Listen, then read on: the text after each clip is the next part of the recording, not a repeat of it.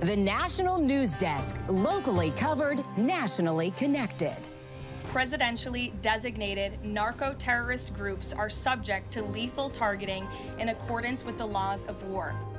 Strikes under scrutiny. The White House stands firm on targeting narco-terrorists. What the administration is doing tonight in regards to combating trafficking from South America. Anybody that would do what he did, anybody that would allow those people into his state and pay billions of dollars out to Somalia. President Trump takes on the would-be vice president. Why Governor Tim Walz is now under the microscope and what he says about it. And then the SNAP program gets a major overhaul. What current recipients must do to make sure they still qualify for eligibility. Good evening. I'm Taylor Murray. Welcome to the National News Desk, America's News Now. At the White House tonight, President Trump is meeting with his national security advisors discussing Venezuela as he seeks to end drug trafficking from South America into the United States. Now, this comes as the administration is responding to reports out of the Washington Post last week that the second strike on September 2nd against alleged drug trafficking boats was carried out after the first did not kill everyone on board the vessel. White House press secretary stood by the action and said Admiral Mitch Bradley, commander of the U.S. Special Operations Command, ordered the follow-up strike. Admiral Bradley worked well within his authority and the law, directing the engagement to ensure the boat was destroyed and the threat to the United States of America was eliminated. She adds Secretary of Defense Pete Hegseth has spoken with lawmakers who expressed concerns about its legality. Critics argue it could amount to a war crime. Now, meanwhile, President Trump has accused Venezuela's president, Nicolas Maduro, of playing a role in the illegal drug trade. Maduro denies any connection. The president also confirmed that he has spoken with Maduro. The New York Times reported that you had a phone call with Maduro. Did you? I don't want to comment on it. The answer is yes. And can you tell us a little bit about it? No, I can't do that. Mr. President, would you say it went well? I wouldn't say it went well or badly. It was a phone call. The New York Times first reported that President Trump had spoken with Maduro earlier this month and discussed a possible meeting between them in the U.S. The revelation of the phone call comes after President Trump Saturday suggested the airspace around Venezuela should be closed off. When asked about his comments, the president said not to read too much into it. Last week, President Trump told military service members that the U.S. would very soon begin land operations in the region. Well, West Virginia National Guard Staff Sergeant Andrew Wolf remains hospitalized in critical condition after being shot last Wednesday 2 blocks from the White House. Governor Patrick Morrisey said today that Wolf was able to respond to nurses, giving them a thumbs up that he could hear them as well as wiggle his toes. Fellow Guard member Sarah Beckstrom died from her injuries on Thursday. And last night, President Trump said he spoke to the families of both victims and they'll be invited to the White House when the time is right. I said, when you're ready, because that's a tough thing, come to the White House. We're going to honor Sarah. And likewise with Andrew, recover or not, we're going to honor her. Meanwhile, in the wake of the shooting, there are growing concerns from the administration about cracking down on immigration into the country. Tens of thousands of people, though, already stateside may now be facing deportation. National correspondent Christine Frizzau explains. A permanent pause on asylum. With new hints, the aggressive crackdown on immigration in this country is now reaching new heights. The Trump administration issued a travel ban for 19 countries, including Afghanistan.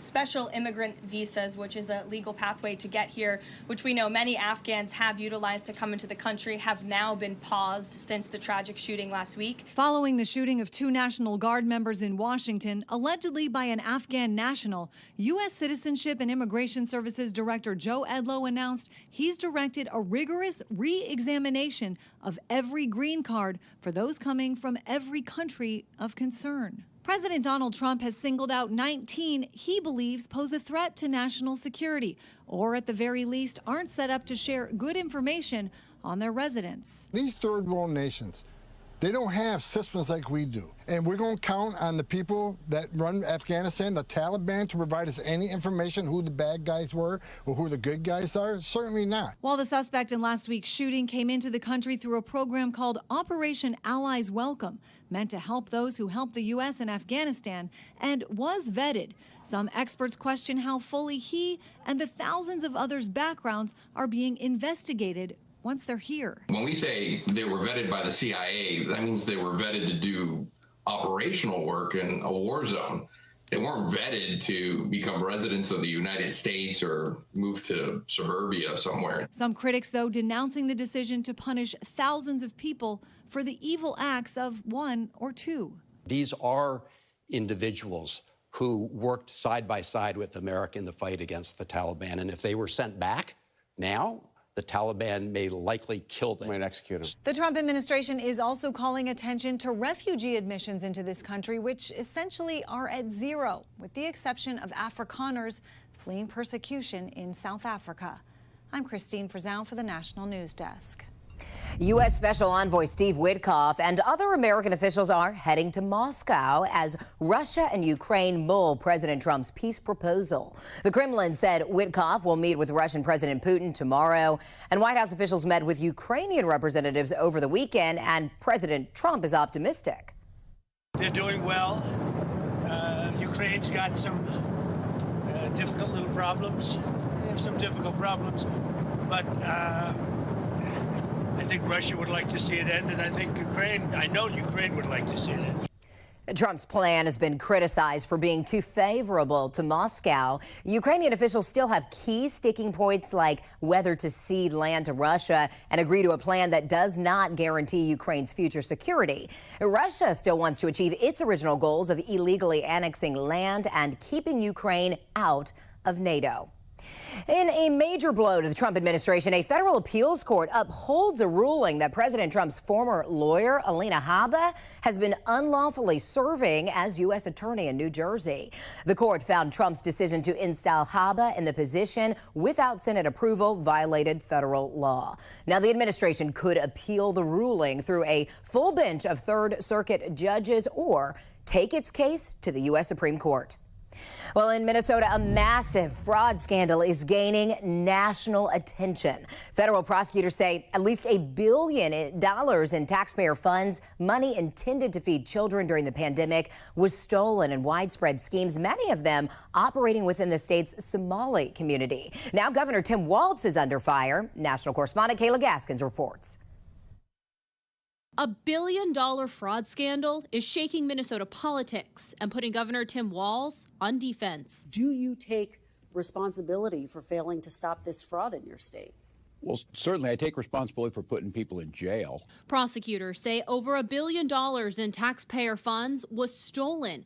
Money meant to feed children, house the homeless, and treat those with autism. Those convicted so far are mostly members of Minnesota's Somali community, accused of billing the state for services that never existed.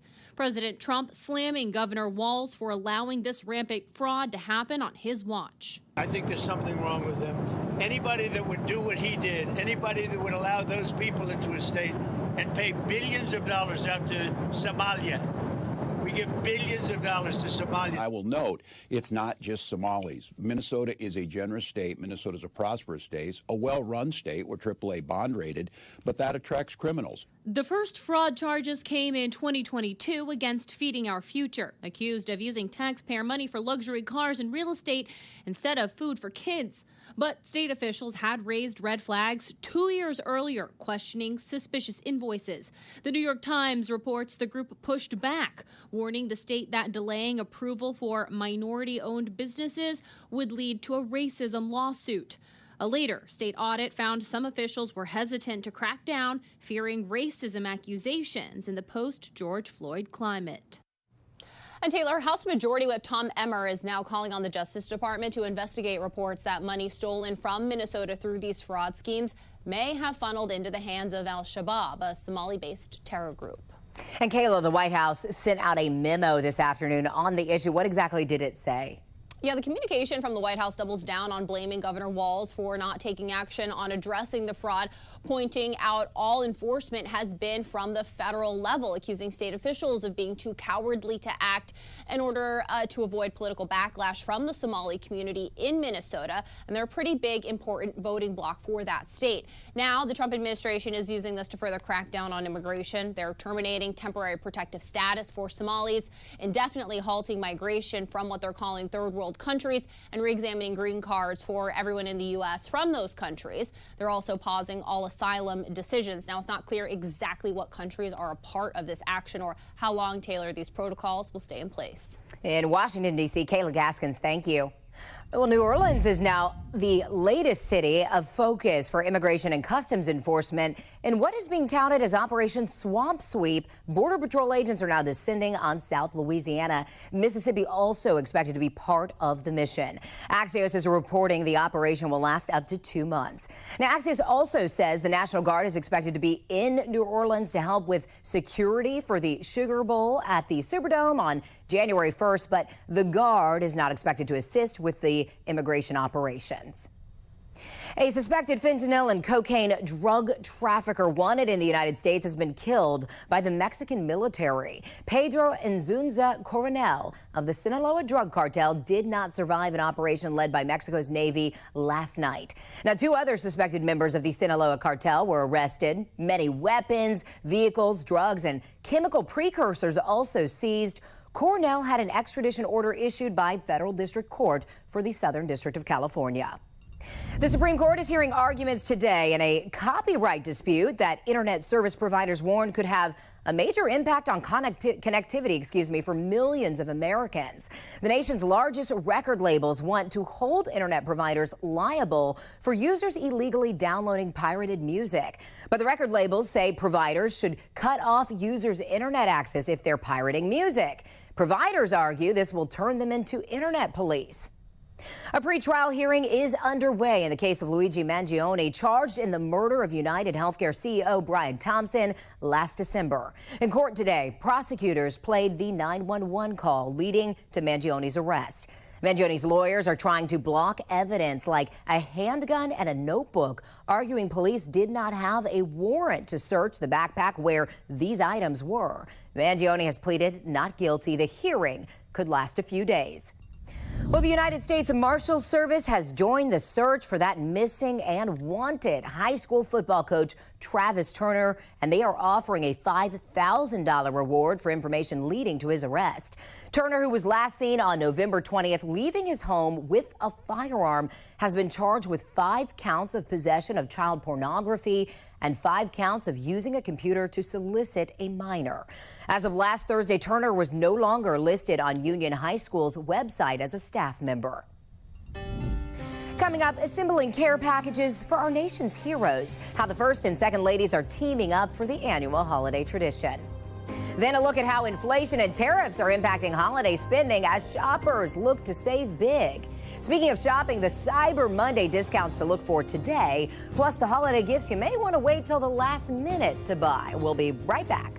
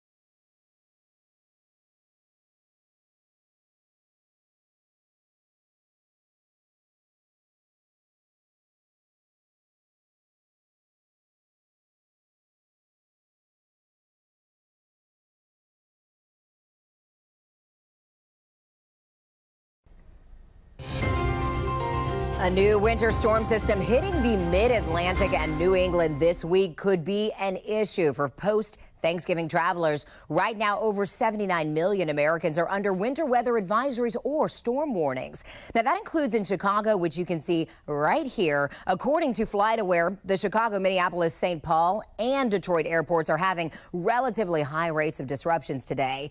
Nationwide, there have been over 6,000 flight delays within, into, or out of the U.S., and over 400 cancellations. This was today. Up to 9 inches of snow is expected in some areas from this storm system. Oh, boy.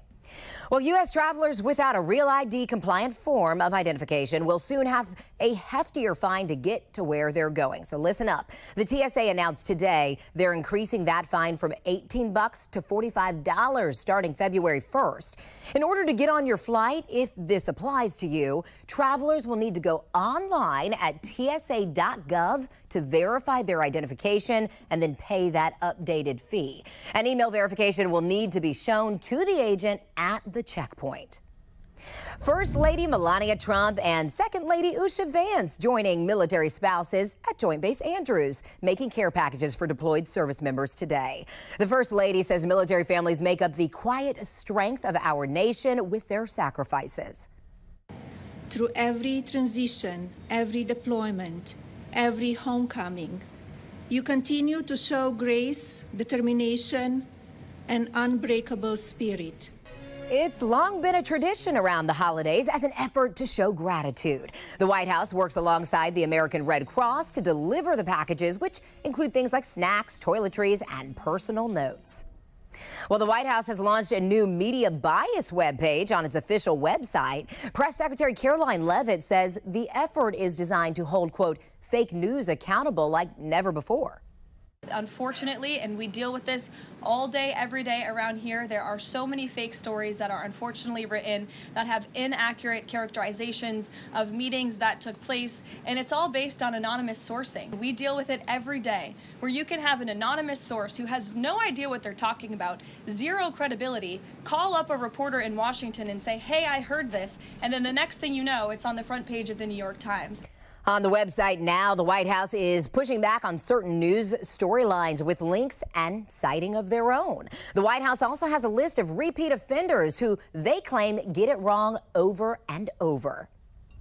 Cyber Monday giving shoppers another day of online discounts, but it's a tough year for many companies and consumers trying to keep up with inflation and the effects of tariffs. National correspondent Audra El-Nashar has a look at holiday spending so far.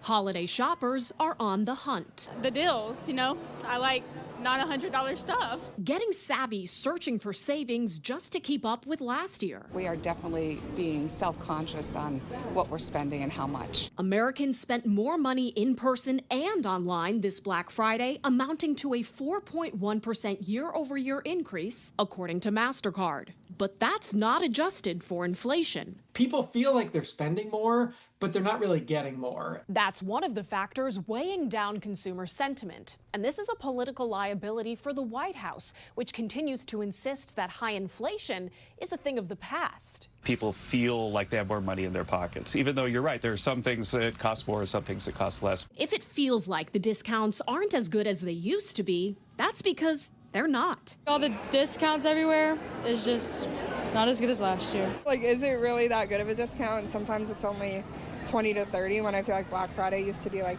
80% off everything. The amount of merchandise on sale is the lowest it's been since before the pandemic, according to analytics firm LSEG. A lot of retailers are absorbing tariffs into their profit margins, and that may mean that they have to offer fewer discounts. It remains to be seen how long they can continue to do that, but probably at least for the holidays. Cyber Monday, teeing up another burst of holiday spending for shoppers trying to power through high prices. In Washington, I'm Audra El-Nashar for the National News Desk, America's News Now. Starting today, millions of Americans face new work requirements for SNAP food aid. The changes that they're going to have to adhere to is being able to prove that they are either working or trying to work or volunteer, and it's got to be 80 hours a month. Otherwise, able-bodied people without dependents will only be able to get SNAP for 3 months over 3 years. The government is raising the age threshold for exemptions from 55 to 64. In addition, parents with children age 14 or older, homeless people, veterans, and young adults aging out of foster care will no longer be exempt from SNAP work requirements. The change is part of a budget cut to the program that Republicans passed. Authorities in Hong Kong say the netting on the buildings that caught fire last week did not meet codes for fire resistance. At least 151 people were killed in that deadly blaze, which took days to fully extinguish. Officials say the netting that covered bamboo scaffolding used in renovations was not up to fire safety codes again. And Hong Kong's anti-corruption agency has arrested 11 people, including the directors and an engineering consultant of a construction company. Well, this is pretty impressive. High schoolers have developed a new way to detect and treat Lyme disease. A team from Lambert High School in Georgia went to a science competition in Paris in October, and they actually placed first in the best software tool category for their method, which uses gene editing to target Lyme. Their test demonstrated the ability to detect the bacteria 2 days post-infection, earlier than the 2 weeks it can take now. More research is still needed. Well, children who get smartphones at a young age are more likely to experience obesity, depression, and poor sleep. That's according to a new study published today in the journal Pediatrics. It looked at over 10,000 12-year-olds. The research does not prove smartphones cause health problems, but many experts still suggest parents should wait to give their kids phones. Coming up, how a new startup is using artificial intelligence to help people facing cognitive decline. We're back in 90 seconds.